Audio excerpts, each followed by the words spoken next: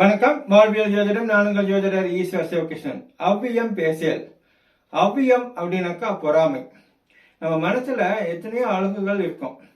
அந்த அழுக்குல முக்கியமானது அழுக்காருன்னு சொல்லக்கூடிய பொறாமை குணம். பொறாமை குணம்ன்றது ஒருத்தரோட வளர்ச்சியை பொறுக்காமல் நம்மளுக்கு வரக்கூடிய ஆற்றாமை.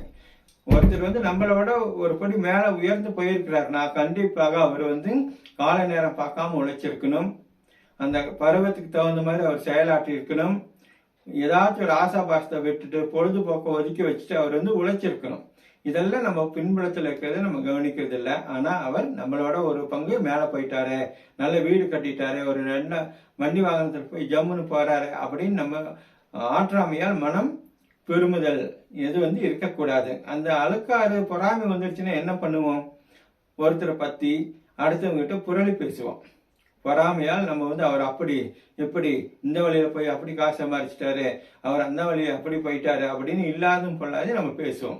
அதனாலதான் 1ஆம் கிளாஸ்லயே நம்மளுக்கு அவ்வியம் பேசல், பொறாமை சொற்களை பொறாமைப்பட்டு தீய சொற்களை பேசக்கூடாது அப்படின்னு சொல்லி வச்சுட்டாங்க. கண்டிப்பா எல்லா வீட்லயும் நடக்கக்கூடியது. அண்ணன் தம்பிங்களுக்குள்ள நடக்கும், அக்கா தங்கச்சிங்களுக்குள்ள நடக்கும். நம்ம உறவினர்களையே நம்ம பொருளை பேசுறதை நம்ம பார்க்கலாம். நம்மளும் பேசுவோம், நம்மளை பத்தியும் பேசுவாங்க. அதனால் கண்டிப்பாக இந்த காணொலி பார்க்கிறவங்க இதுக்கு மேல் நாச்சு அவ்வியமாகிய பொறாமை சொற்களை பேசாதீங்க. திருமூலர் சொன்ன ஒரு வரியை சொல்லிடுறேன். அவ்வியம் பேசி அறங்கட நில்லன்மின் அப்படின்னு பொறாமை சொற்களை பேசி அறத்துக்கு புறம்பாக செயல்படாதீர்கள், நிற்காதீர்கள் அப்படின்னு அவரும் சொல்லியிருக்கிறாரு. கண்டிப்பாக பொறாமைப்படாதீங்க, பொறாமை சொற்களை பேசாதீங்க.